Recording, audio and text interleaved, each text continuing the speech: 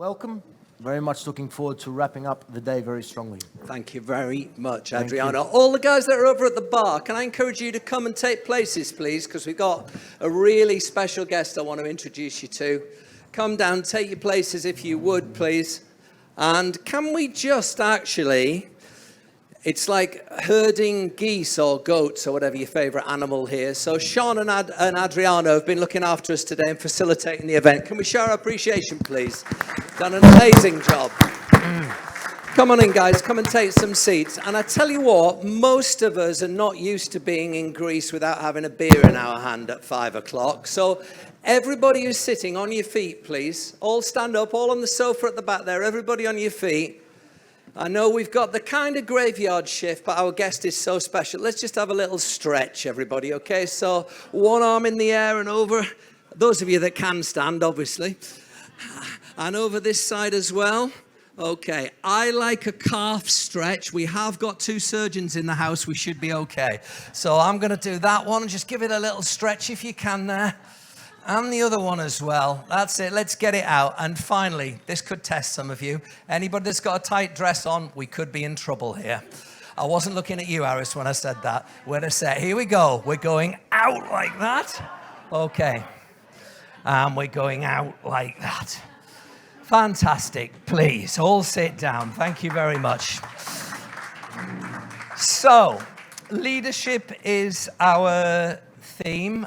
For the benefit of those of you that I haven't spoken to yet, I haven't just jumped off a ship heading out of Piraeus to one of the islands. I'm Mark Clemmit. I've been a broadcaster on BBC radio and television for a quarter of a century. Estee Lauder night and day, 4 dabs every day, in case you're wondering about my beauty tips. Leadership is our theme. We're going to invite Monique Choudhuri to join us in a little while to open up the subject as to how we take things forward. But I want to introduce you to a very special lady, because it was a sad day at the English Football Association last Friday when our special guest left after just short of 32 years with the organisation. Her CV is absolutely astonishing. She's driven the women's professional game of late in the last decade. Before that, heavily involved in developing the women's and the girls' game and the grassroots game. And here's the payoff from the chief executive of the English FA. She's made a seminal contribution to the FA, the development of the women's game in particular, and will leave an enduring legacy. She is now the former FA director of the women's professional game. We've been trying to get her here for a few years now, and now she's quit. She's finally come. Will you raise the roof for Kelly Simmons, please?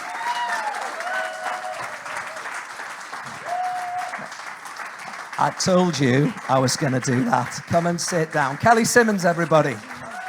What an astonishing legacy. I am trying to imagine what you pictured when you first walked into the English FA in December 1991 as to how life might turn out. I think I was the only woman. How did that feel? Well, it's not true, actually. There were 3 regional managers for women's football. Yeah. Pav wasn't there yet, the pioneer we'll talk about in a minute. Yeah. But she was soon on her way. The FA didn't control women's football. It was a separate organisation, massively underfunded.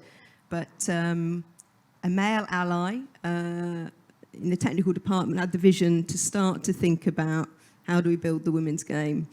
So came in, I think the only other women, apart from us 3, were secretaries in the typing pool.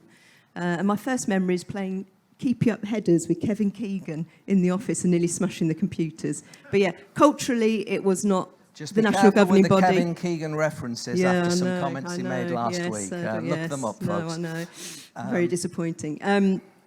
So I can honestly say now that it feels in there like the national governing body of men's and women's football in England. At the time, it felt like the national governing body of men's football. Women's football wasn't thought about, considered. There was no ambition for it, no pathway, and it was probably a little bit of a sort of CSR social programme at best. I mean, we have to move things forward because we have to keep this momentum the women's game has got.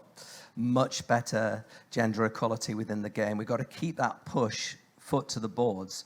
But sometimes we need to stop, and just take stock. I mean, it's an astonishing amount of time that you have committed to the English FA and football. I kind of meant by my first question, how did you think your life was going to... What were you going into the FA to do? I mean, you're just out of uni.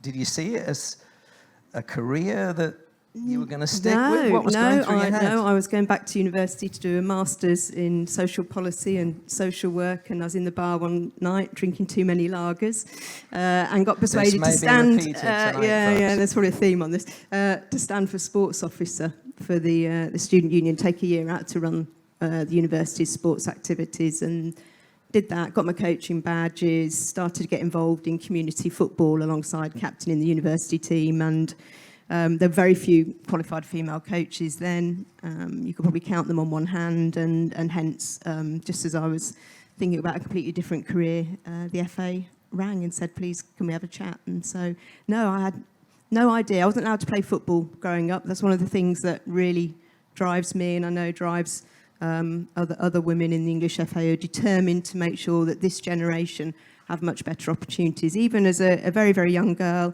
I can remember when I wasn't allowed to play and my brother was allowed to play, I could realise even at that young age I was really missing out on our national sport, the thing that we talked about every weekend, the thing that mobilised people in the communities, that you made friends, that you were healthy and fit. And I could see my brother had got this range of sporting programmes, and I'd got a bit of netball at school at best. So, that was a real driver, I think. I had no idea I was going into work in it because you're not visible at all. There was nothing there. You must feel so weird.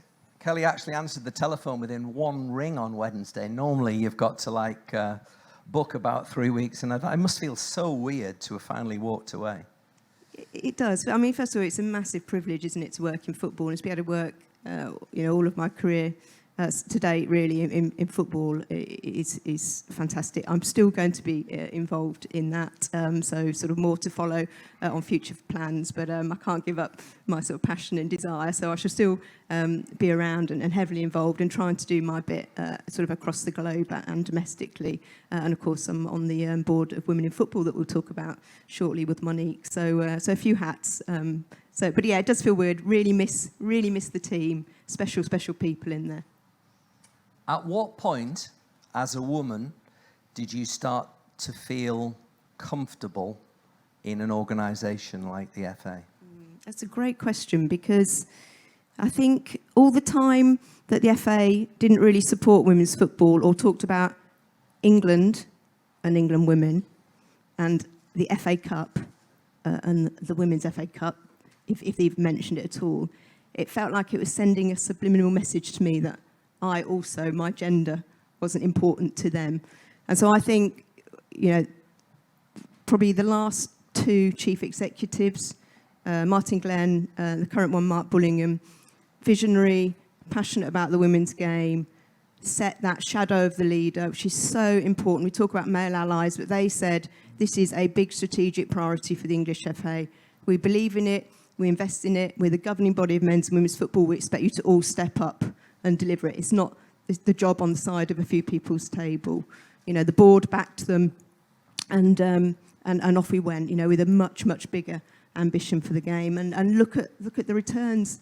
That it's had in terms of participation, in terms of the visibility profile and revenue of the Barclays Women's Super League, in terms of England, and so. But of course, there's so much more to do. The job is no way done.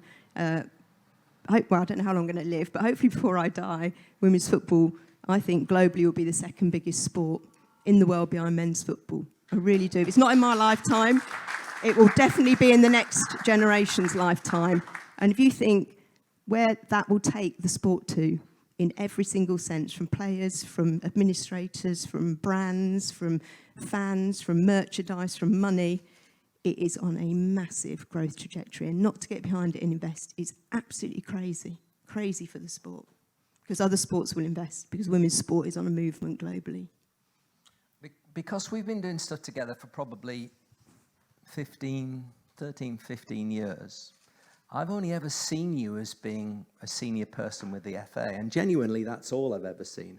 I guess in those moments when we've been together doing conferences for 300-400 coaches or whatever it was, were there lots of act as if moments? Was there lots of scary stuff going on in your head that you were having to kind of brave it out and stuff? You were still dealing with the whole landscape of a woman being an uncomfortable fit in male eyes within an organisation like the FA. And I'm sorry if I'm yarping on about this, but you're a real inspiration. I know you mentor people, but you're a real inspiration to a lot of people. So I think we want to hear what it felt tough like. Times, the tough times. Yeah, I mean, it's been some incredible highs. Winning the Euros, probably the media rights deal for the Women's Super League, and seeing that massive shift in audiences, Barclays coming in. There's been lots of highs. There's been some tough times to navigate. So if you imagine the cultural journey internally of being one of pretty much three women working in the game all the way through to where we are now. I think probably the lowest point, a journalist asked me this yesterday, and I mentioned you in this, Pav, as well, is when the FA's media partner went bust, and we were about to launch the Women's Super League, and people won't know this, so it was supposed to launch earlier than 2011. We were making that massive strategic shift at that point from amateur to semi-professional, and we've got everything in place, and we literally had sent the brochures to the clubs, say, this is the new league, these are the new standards, we are raising the game, please submit. And then the project got pulled because the FA was in dire straits. So I remember we sat in Soho Square, Rachel couldn't speak. We were absolutely broken, because we'd put heart and soul into it, as had many others. So there'd been some, and then we did feel like, well, why is it the Women's Football Project that gets pulled? But I do understand it more now, reflecting back, because anything that hadn't started probably needed to be pulled while the ship steadied. So there's been some highs and some lows, but as I said, it's just a massive privilege to work in a sport that has such an impact. We've talked about this loads today. It has such a bigger impact than football itself. I'm going to be really careful with my language here, but I guess what I'm hinting at is there must have been those moments that you've had to turn a blind eye to. If I say they were the small moments, I don't mean to belittle them. They absolutely weren't right. But in order to push through the big picture, I'm guessing you've had to disregard some definitely unsavoury by 2023 stuff. Yeah, no, for sure. I think, and I talk about this a lot with people that I'm sort of supporting, coaching, mentoring. When do you pick your battles? And what battles do you pick? And how hard do you sort of push? And it's a bit of a judgment call. And I look back and I think, maybe I probably accepted some behaviours, some attitudes, some crumbs of investment. Maybe I should have pushed harder, pushed earlier. I don't know. I was trying to build relationships internally. I was trying to influence change. It's a judgment call. There's probably no right and wrong. But yeah, I probably heard some things that would make the proverbial milk curdle, and we operated on some pretty small budgets early days as we tried to build buy-in. So, during those times, who kept you going? What was it that kept you going? The team. So worked in some brilliant teams with some fantastic people who are very special and absolutely committed to it. I've worked with some brilliant male allies, Howard Wilkinson. Rachel and I worked with him. We put we got the money together for the England Pathway, England youth teams, the centres of excellence. So some big male allies, the team. But probably overall, it comes back to that. If you absolutely drill down, it comes back to, I think, not being allowed to play as a girl, being a massive fan. So I've been acting neutral for 31 years. Do you want to drop the first F-bomb of this conference? Is that what you nearly did there? So being a massive football fan, brought up by my mother to support Liverpool, and all we talked about was football in our house, and yet from a very young age being sent that message that I can play. I was gutted about that, and I just...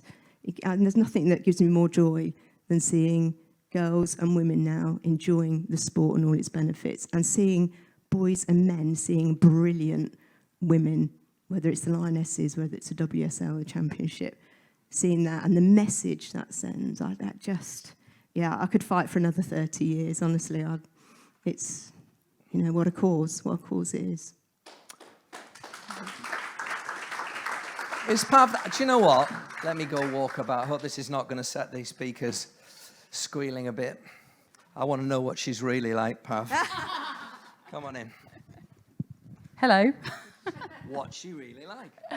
Well, if it wasn't for Kelly Simmons, I wouldn't have had the best career of everybody as well, because she employed me in 1998. So she obviously saw something in me.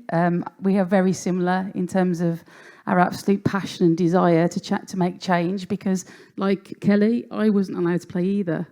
And I don't think men really understand what it's like to be told you're not allowed to do that when you're 5, 6. You can't play the national sport because you're a man. If you were ever told that, you'd be like, yeah, whatever. But that's what we were told. You know, you can't play it, you can't coach it, you can't volunteer it. So Kelly was my role model. You know, everything she did, everything she helped us as a team to do. I just wanted to be like her, and I wanted to learn and be the person that she was, which was the influencer. And just gave us always such great advice. And I feel absolutely blessed that I've worked with her for 25 years. What more could you want? And I messaged her this morning. I said, I can't believe I'm in Greece, where my granddad is from. Everyone knows my name's Pavlou, so it's really special for me to be here. And I'm going to be talking about winning the Euros in my own country because you employed me. So she obviously is a very good judge of character as well. As I'm sitting next to you, I wouldn't dare disagree. Just while I'm out here, anybody want to ask any questions of Kelly? What an inspirational leader. What an incredible legacy, please. Anjali. Hi, Kelly. I'm probably where you were 30 years ago. What's one piece of advice you'll give me so I can be as successful as you in what you have done? Piece of advice, yeah. I think we had a really clear strategy for the growth of the game, and it was a joined up strategy. And so when we were starting out and there wasn't a lot of infrastructure in place, a lot of the system wasn't there, the pathway wasn't there, we were really focused on how do we introduce football to girls in the right way, really understanding through insight, through research, what girls want, how we can support them, and then making sure that as they came out of schools would be our introduction, that they, that there were those sort of girl-friendly clubs for them to play for, and then from there, as we started to build that base, we then started to think about, okay, what about the talented ones? Now we're widening the pool. So I think we had a really, really clear pathway. I think the opportunity that people have got now that we probably didn't have then is that, we've talked all day about the higher purpose of women's football and what it brings to society, and there are plenty of purpose-driven brands out there that would want to get behind, and we've heard examples today, want to get behind something that is helping to change society. So I just think there's more commercial money there, more brands that would want to get behind, and I think that's a big opportunity. And understanding how to sell women's sport and what it brings, I think if you can unlock that, I think there's across the world, probably millions and millions of pounds still on the table, left on the table that women's football can unlock, because it's a different conversation and a different sell. And when we brought Barclays in, we didn't have one conversation initially, who are our title partner of the Women's Super League. None of the conversations to start with were about attendances, audiences, media value. It was about aligning on this sort of higher purpose and what a powerful Women's Super League, them investing in and getting behind a powerful Women's Super League could demonstrate. From them, we wanted to be an inclusive brand, and they wanted to really demonstrate that internally with their workforce. So very different conversations. So I just think that now there are so many brands out there across the globe that would want to get behind and help drive this change that's needed. Really happy to chat. So I'd already scribbled down, must chat. Any other questions while I'm out here on the floor? Please. I'm sorry, we've not met. Would you tell us your name as well, please? Yes, of course. Hi. Thank you very much for sharing this wonderful story. It's an amazing journey. I'm Vivian Faturu, and I'm a corporate legal counsel, but I'm here as a Lean-In network advocate, Lean-In, the international network about the empowerment and the leadership of women in the workplace. I would like to ask you this. After this amazing journey, what kind of advice would you give to your younger self? That is a brilliant question. Yeah, it certainly is. I- Now, I'm going to have to up my game here, aren't I? I kind of answered it earlier, but I do, in the sense of, that sort of when to push and when to challenge. And I do wonder whether we were brave, was I brave enough? Was I bold enough? Was I ambitious enough early on? Could I have kicked down more doors, or would they have swung back in my face and I'd have ended up swinging straight out the English FA? I don't know. But that's probably my reflection, really, is that somebody said the other day, women's sport is moving from being grateful for a few crumbs to demanding kind of half, and we're on this journey. And there's probably times when, you probably get, in relative terms, a few crumbs and be extremely grateful. So I do wonder, whether maybe we could have pushed been a bit bolder earlier, but it felt like a chipping away strategy was the right thing culturally. Okay, well, let's tie this in. Sorry, was it Stephanie from OL Rain who we heard earlier? We had so many brilliant speakers. Stephanie, wasn't it? Sophie. I'm sorry. So many brilliant speakers today. I'm trying to digest all the names.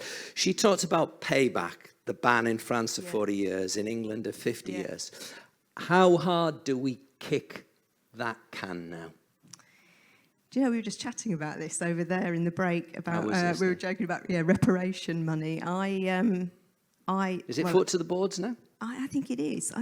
So, we talked about some of the countries where women's football's been banned, and I think, we were banned at a time, so if we take England, we were banned at a time when men's football, got its stadiums, rooted itself in the heart of communities, built its fan bases, started to grow its revenue. We were still banned.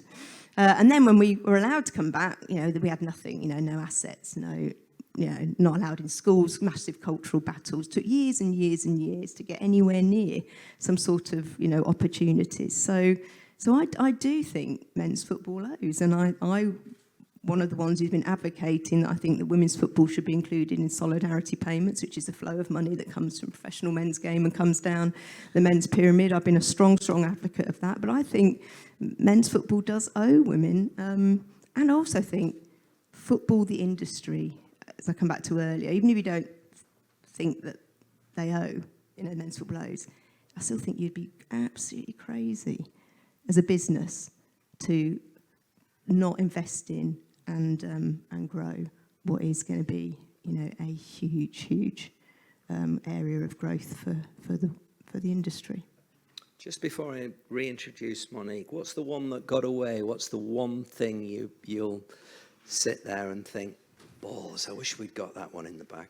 World Cup? Yeah, it was a leading question. Congratulations to Spain, and what change it's driving, and what the dialogue that it's opened up. I said to a colleague of mine during the World Cup, the one thing that scares me about the global growth of the women and girls game is absolutely making sure, and everybody's got a responsibility for this, right from the global organisations down, is to make sure that the right safeguards and welfare are in place for women. And I think that will only come when women have a fair and equal voice at the top, and we are miles from that, and I'm sure Monique will talk about that in a minute. So congratulations to Spain, but one dad before I pop the clogs, I'd love to see us win the World Cup. Enough of the death references, all right? We're trying to have a nice day here.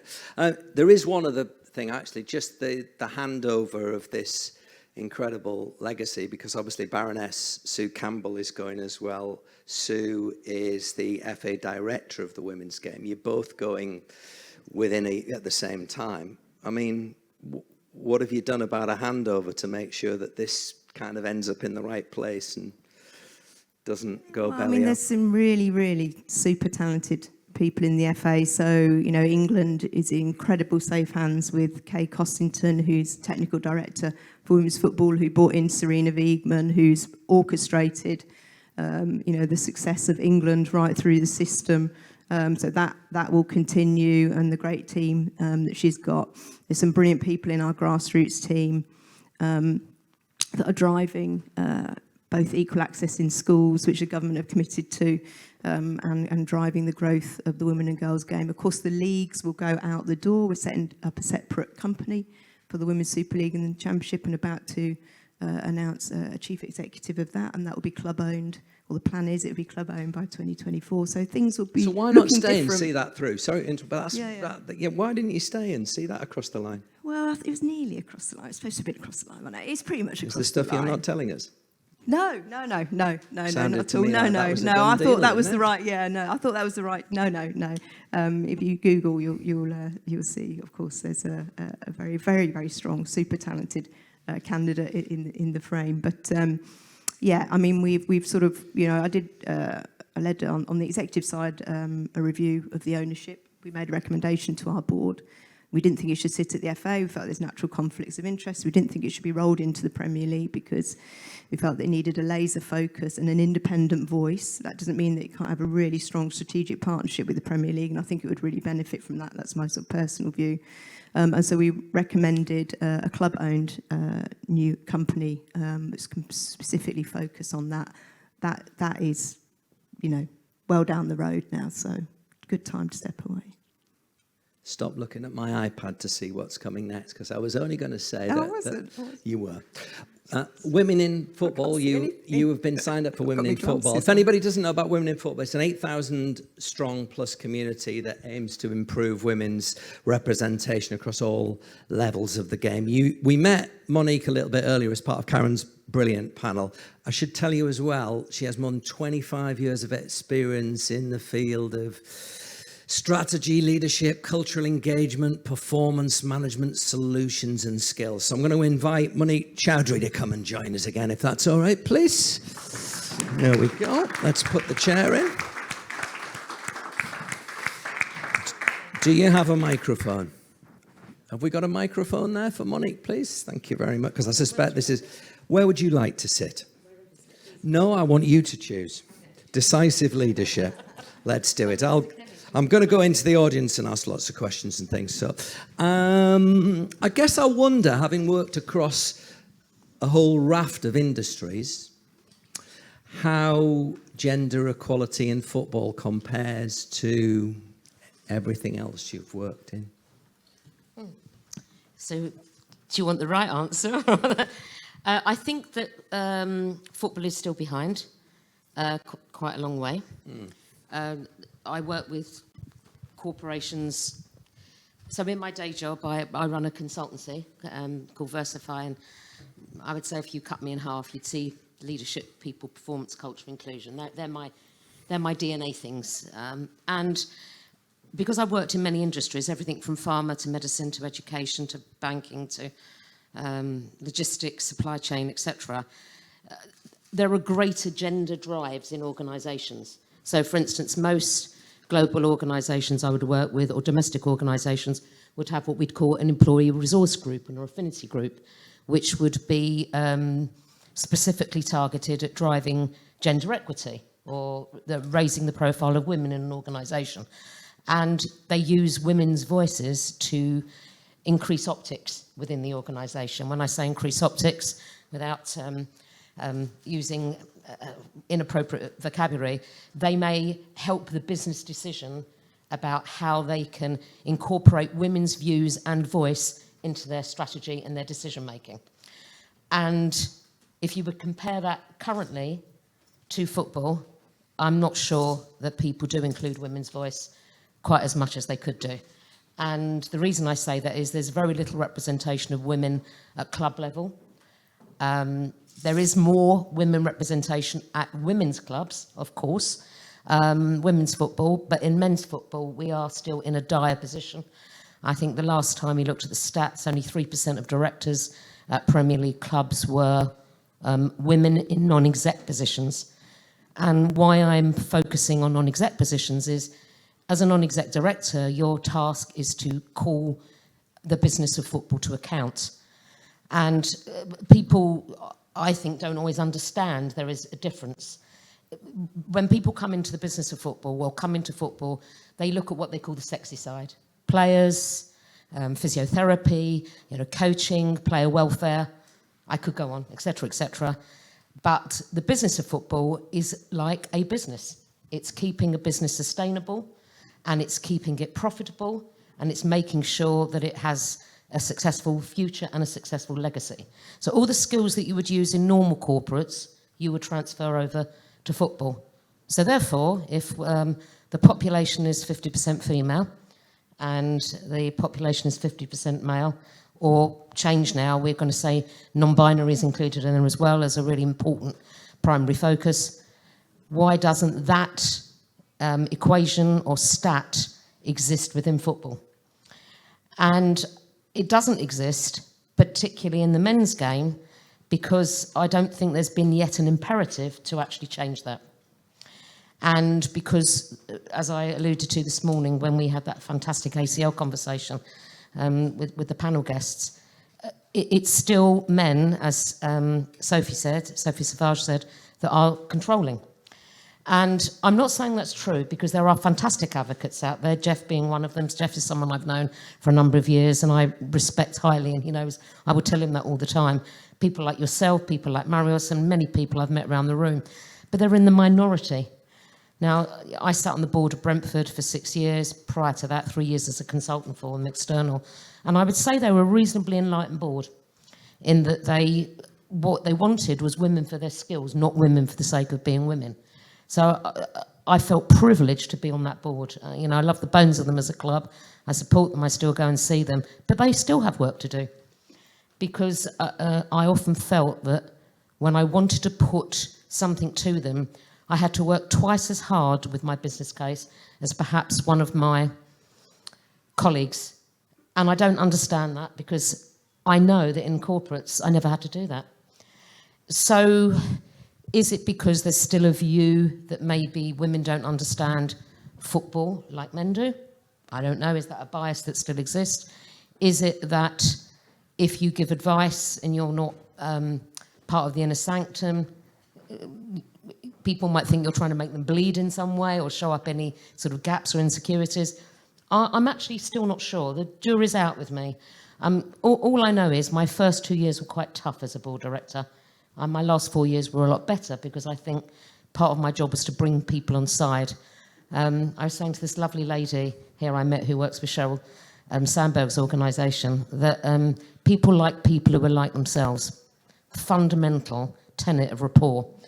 We get along with people like themselves. So what I did was I felt like I adjusted to make myself more palatable, more respected, more interesting, more engaging. And should I have to do that in this day and age? Don't we all do that? Don't we all adjust our tone depending on who we're dealing with? We would deal with a small child different to who we would deal with a senior executive. We would deal with somebody who's maybe come from one academic background to dealing with a senior academic at a major red brick unit. So don't we all adjust our tone? I think we do all adjust our tone, and I think that's an excellent point. We do, and we may do that consciously, we may do that unconsciously. But I think when you're working in more predominantly in a male environment, my experience only, so it may not be true for others, when you're working in more of a predominant male environment, you have to work twice as hard to get half as accepted.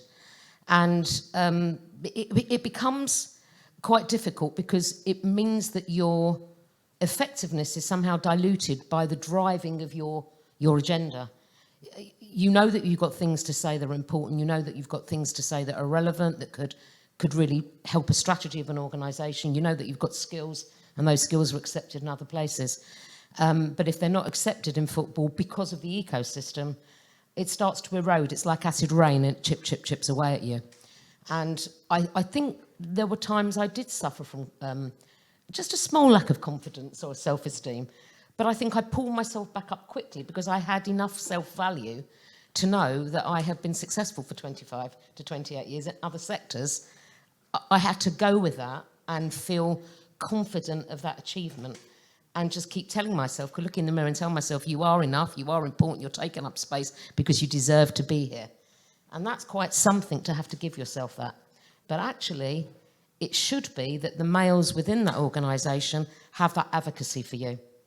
So I think one of the key things about leadership is, if you're an advocate and you're an ally, you don't just tell people to their face that they've done a good job. What you do is you say to them, you've done a good job, but then you go and tell everybody that you know that that person's done a good job. You go, look at Kelly. Hasn't she been extraordinary? Because she did A, B, and C. And I think if you're considering a decision, she should be the one you consider talking to in order to move this agenda forward. And that's what I call good advocacy. And also it's about giving people the opportunity to get a leg up, have voice, when perhaps they wouldn't do that for themselves. So that bit wouldn't necessarily be for me, but it might be for somebody else that's a bit more introvert, a bit more reflective, maybe doesn't make their voice as known as much. What was that 3% stat it was that you just said? 3% of women non-exec directors on the Premier League board. The following conversation with Jeff Mostyn is strictly off the record because I want him to feel free to answer this. Sorry, Ross, can I squeeze in there, please? Jeff, I mean, so you've been in, as Bournemouth chairman, you have been in and around Premier League boardrooms, yes, in and around opposition exec teams. Sorry to turn my back on you, Ross.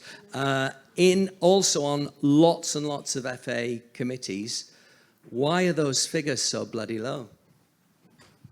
Oh my God. This is a grenade question. It's not a grenade, and nobody is quoting this answer, please, anywhere. So I want Jeff to feel free to answer it, please. Well, listen, I think Kelly and previous speakers has alluded to it. You know, the Premier League is a male-dominated organisation, you know, from top to bottom. You've got the board, the various boards of the Premier League clubs. You've got the Premier League executive itself. And, of course, until recent changes, the FA, you know, was dominated, you know, by male executives, board members, non-executive board members. So who's actually making the choices? The men are making the choices, and inevitably they feel strength in numbers. This is just my humble opinion. So very few women have ever had an opportunity to progress through the boards. And I think, you know, you've just literally, you know, thrown this at me. So I'm thinking, as I like to do, sitting down at the moment, usually faster on my feet. I am stood up. Yeah. Yeah. Most of the owners, of course, are men. And I think that, again, they're surrounded by like for like. So women have never had that opportunity in the past. Whether or not there'll be more women investing as part of consortiums in the future, the face of the Premier League is changing dramatically. Half the football clubs in the Premier League are now owned by American individuals or American consortia. You know, whether they have provide different opportunities. What I'm proud of at AFC Bournemouth during my tenure, as I say, I can't speak for how Bill sees the future at AFC Bournemouth, but we had women in very, very senior positions. And, you know, we were always there to support them. You know, with our equality standard, so the Premier League Equality Advanced Standard, Garth Crooks was the chair of the, I call it, examining committee. And he said to me when we qualified that we were one of only 2 clubs that had ever been awarded the Advanced Equality Standard at the first attempt. Now, most of our peers in the Premier League have departments literally set up for EDI. And what was also significant, he said, in all the years that this standard has been awarded, you are the only chairman that's ever appeared in front of me. So that says, I think, or speaks volumes for how involved the board are in terms of pushing equality at its barest minimum through the various hoops and wheels of motion. When I go into the various boardrooms, we've already alluded to this again today, there are very, very few women in there apart from guests. And I'm sure that in the future this is going to change. That would be my wish. The unfortunate thing is, having stepped back from the football club now, I don't feel that I'm not empowered to make change, because I like to think that I've still got a voice. You've all heard it today. The fact that I'm not an executive of AFC Bournemouth anymore will not stop me trying to make a difference whenever I am a guest in various boardrooms, and I know that of the 92 clubs in the top 4 divisions of the United Kingdom, I could pick up the telephone and be welcomed at each and every club for the difference that we've made. So we can only keep on trying. It's not as satisfactory, but I think it's a higher pay grade than me that will actually make the difference. And I think it's going to start off once we, I think, get an independent regulator. I'm not, again, putting my head above the parapet and saying that I believe that that's the right way to go. I think it's only the clubs themselves that can actually make a difference, and the owners of the clubs have to set a standard on what they see as an equality in the boardroom and at executive level.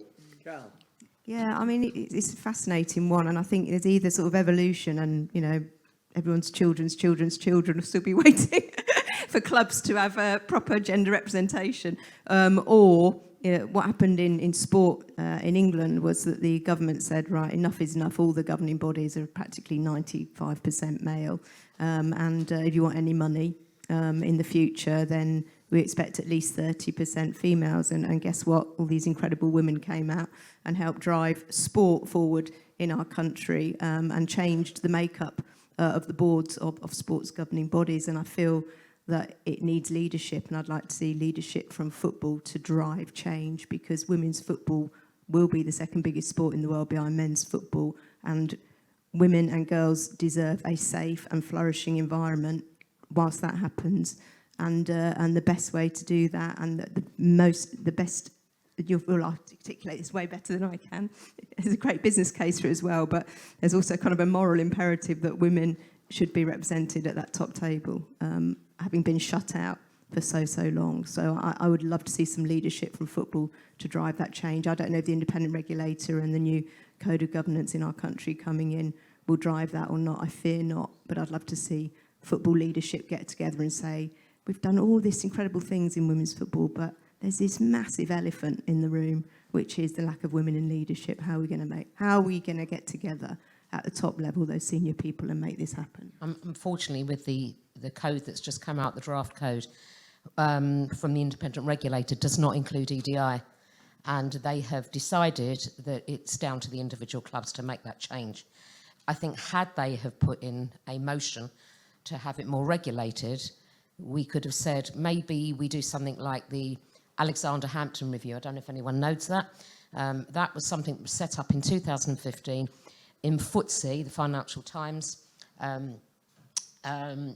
index, which is to talk about how many women need to get on board in terms of percentage. So they had this great target of 33% by 2015, and they overachieved it, right? Then I think it was the FTSE 100. Then they took it out to the FTSE 250. And then for 2025, they've taken it out to the FTSE 350. And they wanted 35% of people on boards to be women, and they have already achieved it. And that's in corporates. So this is extraordinary that they've actually done this. And I think it wouldn't be such a bad thing for there to be some sort of quota. And I don't mean a box-ticking exercise, because I don't think that works, and I'm sure some of you don't. Diversity for diversity's sake never works. It always rebounds. Many studies have said that. I did a study on it myself. But I think if you can put some sort of quota in as a measurement of your intention, and then measure your intention. So it's not about necessarily getting to the 30% or the 35% or the 40%, whatever it is, but it's about showing the progress that you've actually made. And we have a football diversity leadership code in the UK, which is set by the FA. It was about having more black and ethnic minorities in coaching positions, leadership positions, and women. And we failed abysmally in the UK. There wasn't one club that hit all of the targets, despite all of our codes for equality, diversity, inclusion, despite help, despite support, because it's down to individual imperative of each organisation, each federation, each club to really intentionally want to change the deck so that it's better represented by all diversity. And it's a decision. It's an intentional decision that you make. And if you are intentional about it, Providence will move and you'll do all the right things, which might be a focus on inclusive hiring, which might be a focus on pathways for underrepresented people in your organisation. You've heard this phrase, see it to be it, a number of times. But it's actually showing that when people come into the organisation, there are no barriers for them to get to the top of the organisation.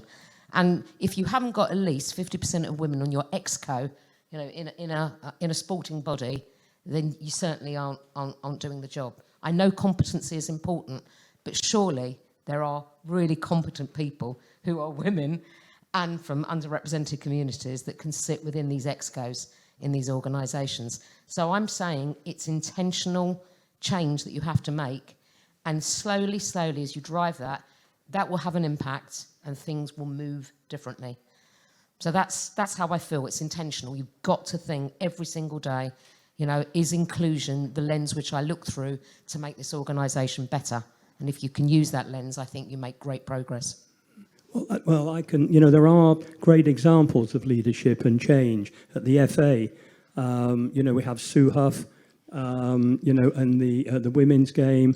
And Debbie now, Just do surnames as well, Jeff, just so we sorry. in context. Yeah, so, yeah, Debbie Hewitt, who is the chair of the FA, around the boardroom table at the Premier League shareholders meeting, you have some powerful voices, you know, Karen Brady, to name but one, and then Denise, at Everton. I know Denise has now stepped back from Everton, but Rebecca Capelthorne at Tottenham Hotspur, you know, she will be not only a spokesman for Daniel, you know, she will actually lead a debate as Karen will.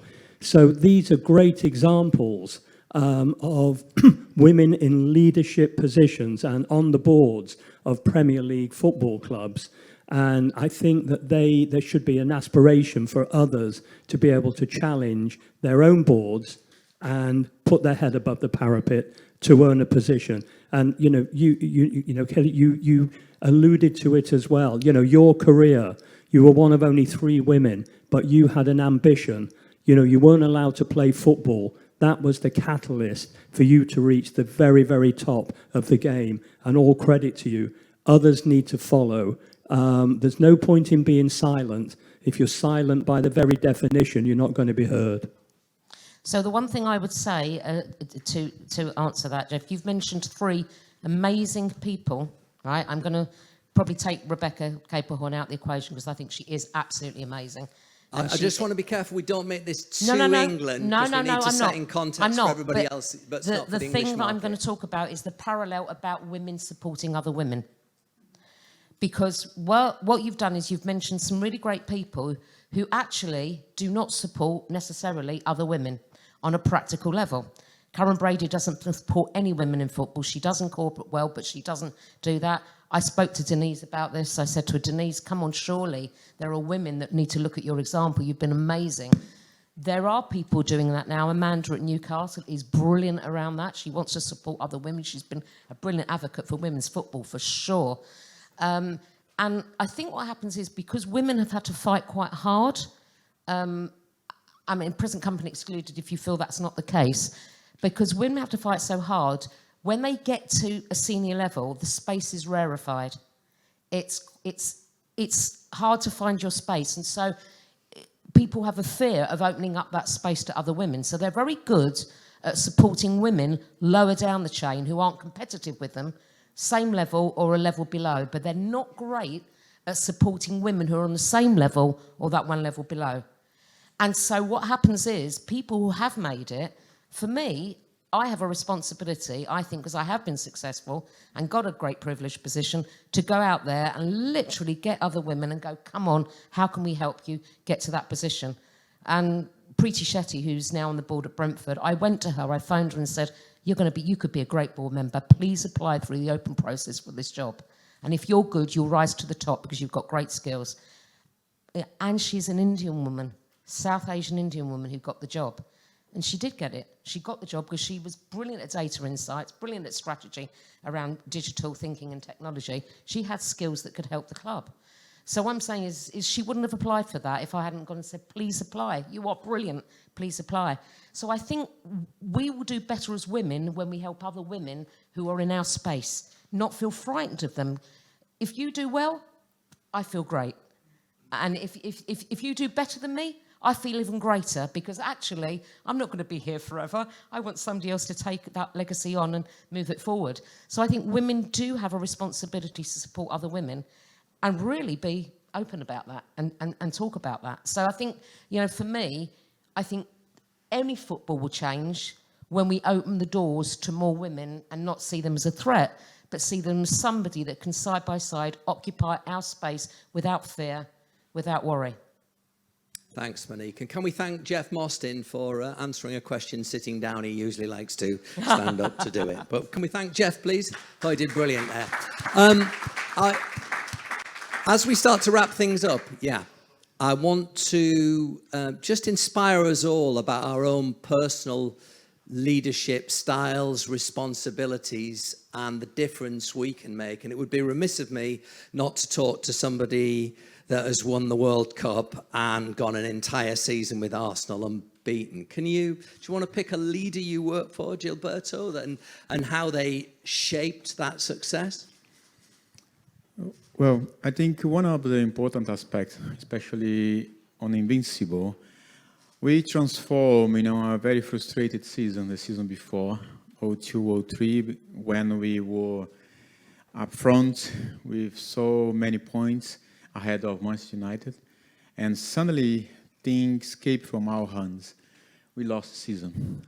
But then in the season after this one, the next year, Arsene came out with some maybe crazy idea. I don't know if it's crazy because he knew the people he was working with, the players, and the ability of everybody. He said that we could go unbeaten in the season. We thought, I don't know, he may have a bad dream. Maybe it's crazy. I don't know what's going on. But we never thought about that. I think one of the aspects we had is the winning mentality. We want to win the games. We want to win trophies. The winning mentality was there all the time. We helped each other, and every time when somebody has a problem, we were there to support them. We create a good team. We, part of the history in football. But apart from the good players, we were good people. We still good people. And one of the greatest things nowadays, looking back 20 years ago from what we did, that we now have our WhatsApp group and still talk about it in the same passion. Some of us maybe cannot run as we used to because of, we are doing some other things. But the love for the game, I think we love the game. We breathe the game. We have the game in our skin, in our soul, in the way we speak. If you see in our eyes when we talk about it, it's part of our life. We didn't become part of football, but football became part of us, and still, and it's going to last forever.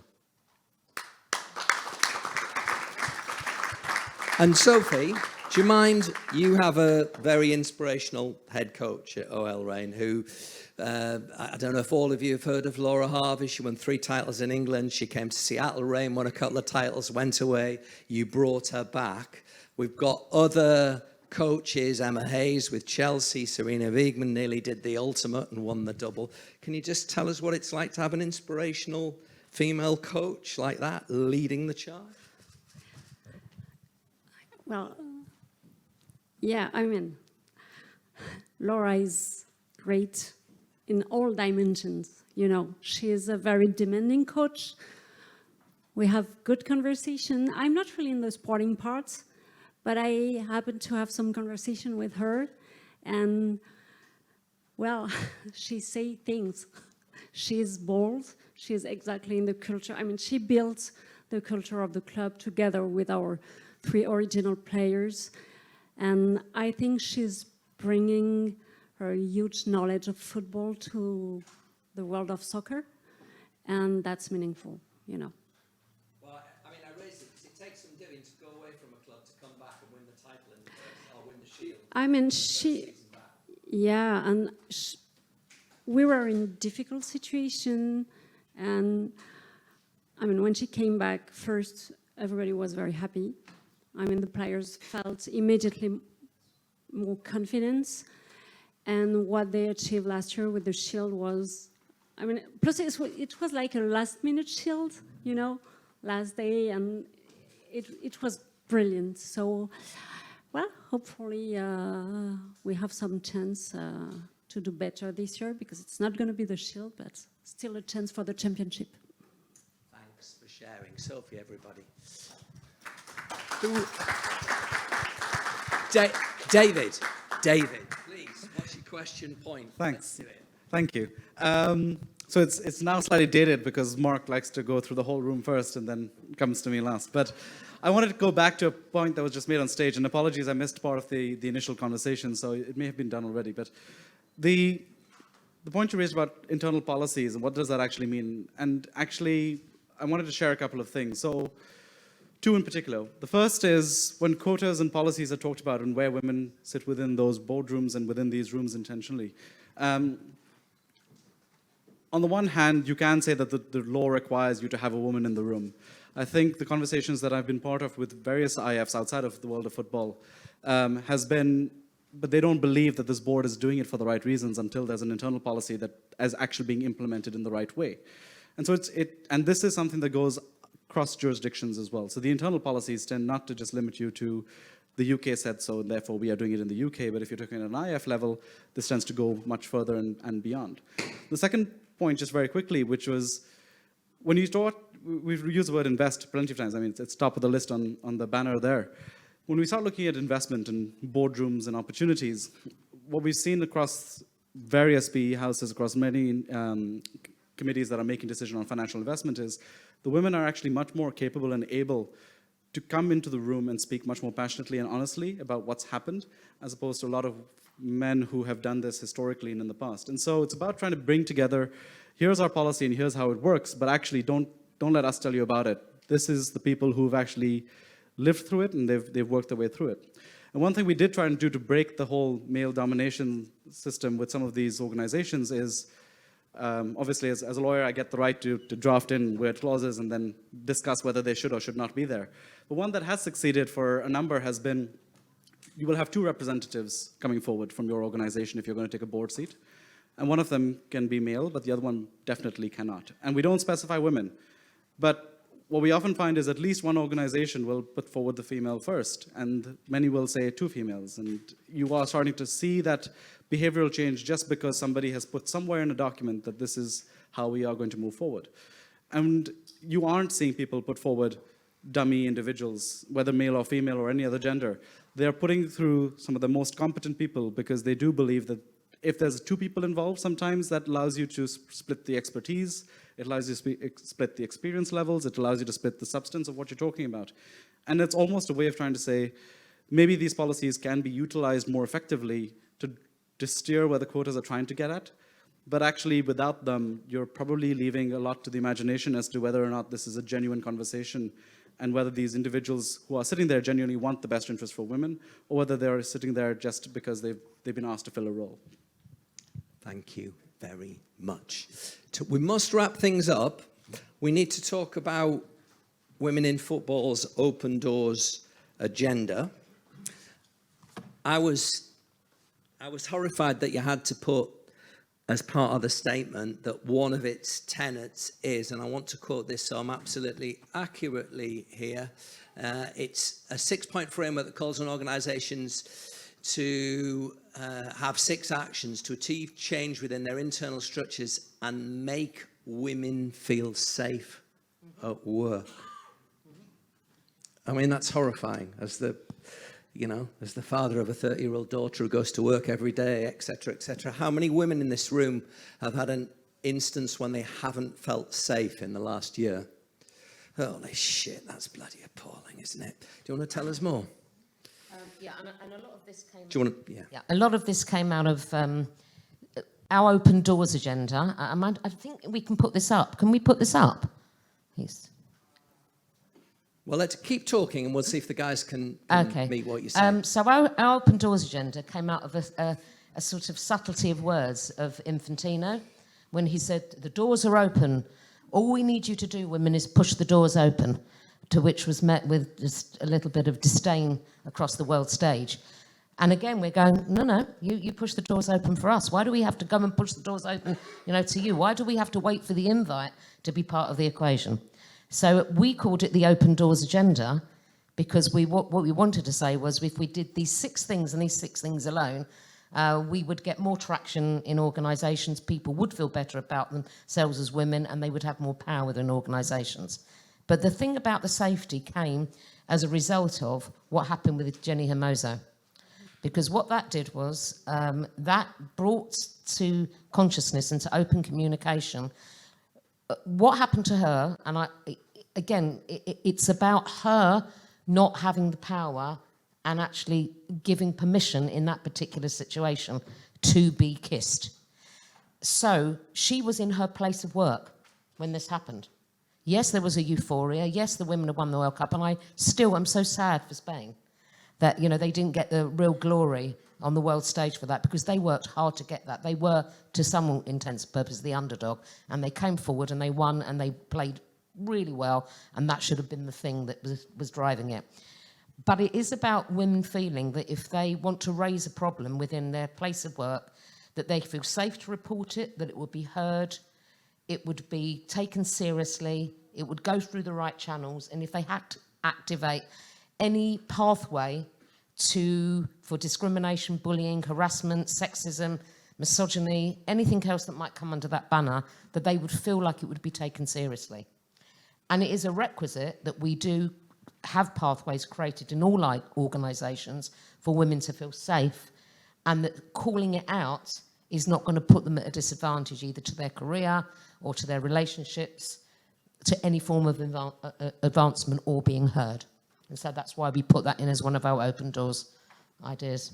We haven't managed to put the graphic up. Is there somewhere that people can go for guidance on this, for this framework as to what they should do if they find themselves in one of these appalling situations that too many people in this room put their hands up to? Yes, you can go onto the Women in Football website. So that's www.womeninfootball.co.uk. It is free to join, by the way, and we have many, many male members now.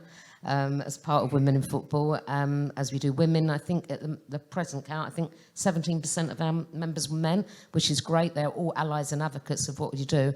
But you will find it within the website, which has got a glorious repository of information and material for people to sort of access as well, about all things to do with women in the football workplace and beyond.